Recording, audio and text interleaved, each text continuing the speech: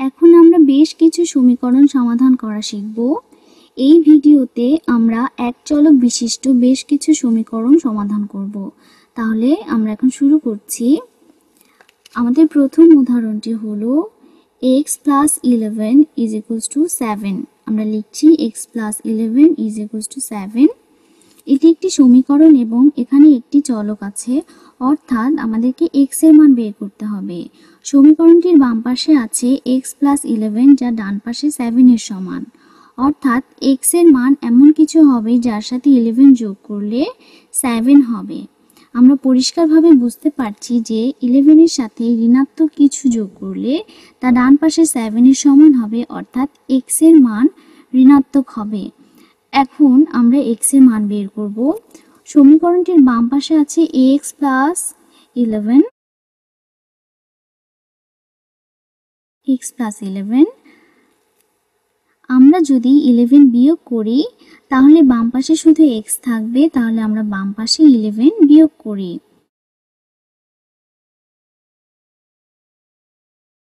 যেহেতু এটি একটি সমীকরণ তাই এর ডান পাশেও 11 বিয়োগ করতে হবে। আমরা বাম পাশে লিখলাম -11 এবং এখন আমরা ডান পাশেও -11 লিখব।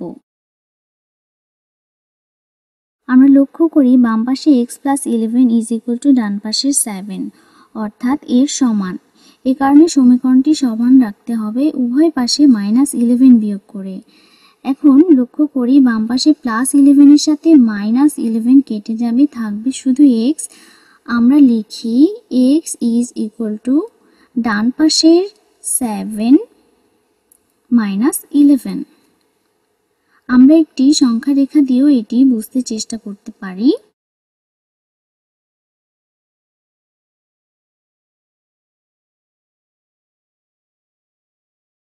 আমরা একটি সংখ্যা রেখা আঁকবো যার মাধ্যমে আমরা প্রদত্ত সমীকরণটি বুঝতে পারব।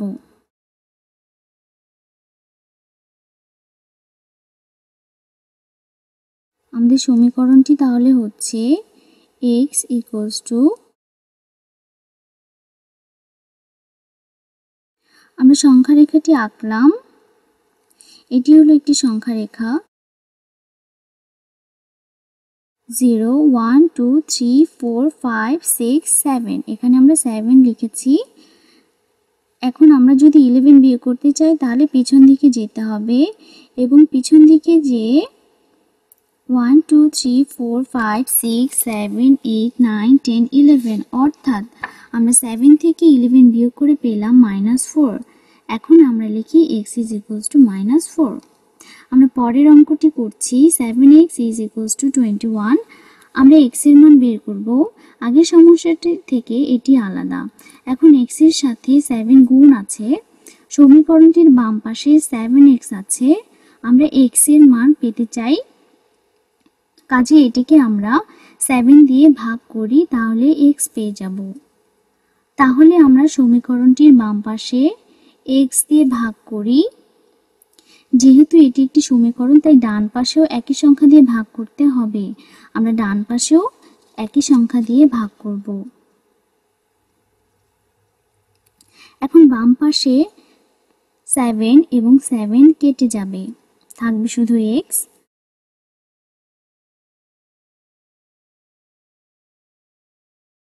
তাহলে আমরা বাম পাশে 7 এবং 7 কেটে লিখছি x is equals to, ডান পাশে 21 কে 7 দিয়ে ভাগ করলে থাকবে 3, অর্থাৎ x is equals to 3।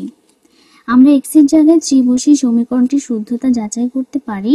7 এর সাথে 3 গুণ হয়ে হবে 21, যে ডান পাশের সমান, অর্থাৎ আমাদের সমীকরণটি সমাধান হয়েছে। আমাদের পূর্বের সমস্যাটিও একইভাবে যাচাই করতে পারি। আমাদের পরের সমস্যাটি হলো 5 গুণ x by 12 is equal to 2/3। এই সমীকরণটি অপেক্ষাকৃত একটি কঠিন, কিন্তু আমরা সহজে এটি চেষ্টা করতে পারি। সমীকরণটির বাম পাশে আছে 5 গুণ x by 12। আমরা x এর মান বের করতে চাই, কাজে আমাদেরকে এমন সংখ্যা দিয়ে গুণ বা ভাগ করতে হবে যেন শুধু x অবশিষ্ট থাকে, এবং তার জন্য আমরা লিখছি 12 ভাগ 5। বাম পাশে উপরে আছে 5 অর্থাৎ 5 দিয়ে ভাগ করলে 5 আর থাকবে না, এবং বাম পাশে নিচে আছে 12 অর্থাৎ আমরা যদি উপরে 12 দিয়ে গুণ করি তাহলে 12ও থাকবে না। অর্থাৎ উপরে 12 গুণ ও নিচে 5 ভাগ করলে আমরা x এর মান পাবো।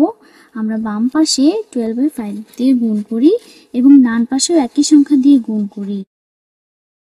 বাম পাশে উপরে নিচে 12 ও 5 কেটে আমরা শুধু পাচ্ছি x, এবং ডান পাশে আমাদের থাকছে 2/3 গুণ 12/5, এবং 12কে 3 দিয়ে ভাগ করলে আমরা পাচ্ছি 4/1। তাহলে আমাদের সমীকরণটি দাঁড়ালো x is equals to 8/5।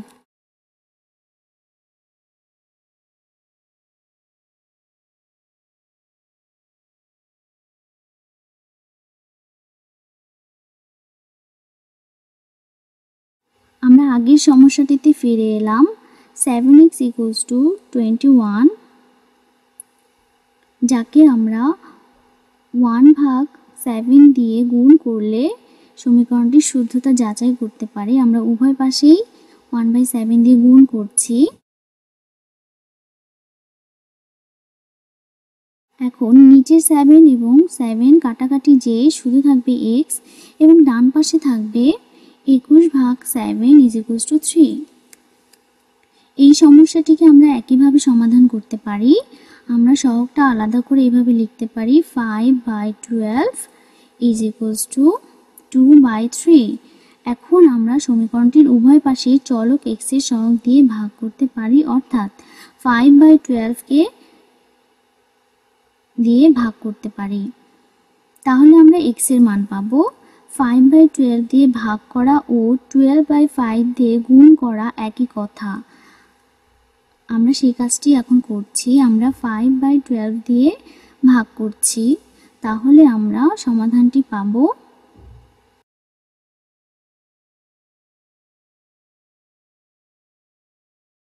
আমরা পরের সমস্যায় চলে যাচ্ছি। আমাদের পরের সমস্যাটি হলো q - 13 is equal to -13। আমরা এখানে q এর মান বের করব। সমীকরণটির বাম পাশে -13 আছে। এখন আমরা যদি 13 যোগ করি তাহলে q এর মান পাবো। তাহলে বাম পাশে 13 যোগ করি।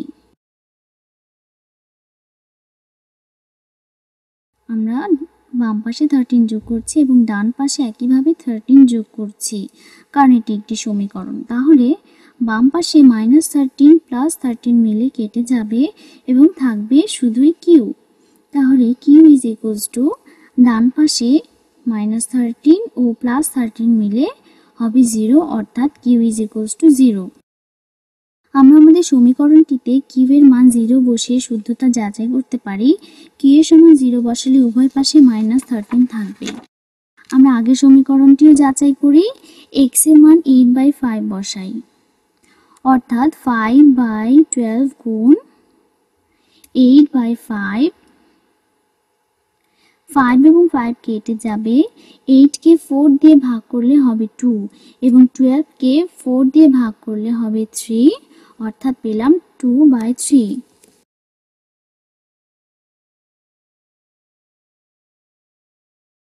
আমাদের পরের সমস্যাটিতে চলে গেলাম, এবং এটি হলো z plus 1.1 is equals to 3.0001। আমরা z এর মান বের করব। সমীকরণটির বাম পাশে আছে z plus 1.1, তাহলে বাম পাশ থেকে 1.1 বিয়োগ করে আমরা z পাবো। এখন বাম পাশ থেকে 1.1 বিয়োগ করি, একইভাবে ডান পাশ থেকেও এই কাজটি করি, কারণ এটি একটি সমীকরণ। বাম পাশে +1.1 এবং -1.1 কেটে যাবে, তাহলে আমরা পাবো, বাম পাশে আমরা শুধুই পাবো z is equals to 3.0001। ভগ্নাংশের বিয়োগের সময় আমরা দশমিকটা ঠিক রাখব। আমরা আগে লিখি 3.001, এরপর লিখি 1.1। এখন আমরা পাচ্ছি 3.0001। এবং নিচে লিখছি -1.1, বাকিগুলো আমরা 0 দিয়ে পূরণ করে দিচ্ছি। আমরা পাচ্ছি 1 0 0,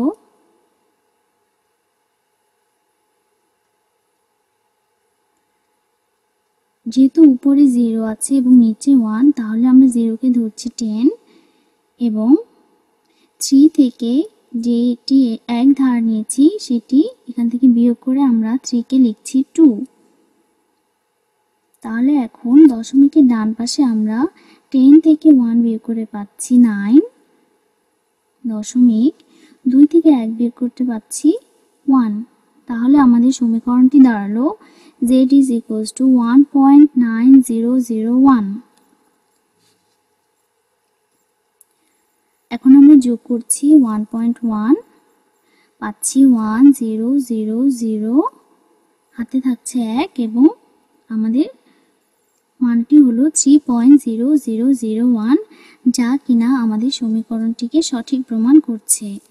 পরের সমস্যাটিতে চলে যাই, যা হলো 21s is equals to 3। বাম পাশে 21 গুণ আছে, তাই আমরা 1/21 গুণ করে সমাধানটি করতে পারি।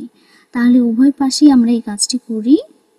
এখন 1/21 এর সাথে 21 কেটে বাম পাশে থাকবে s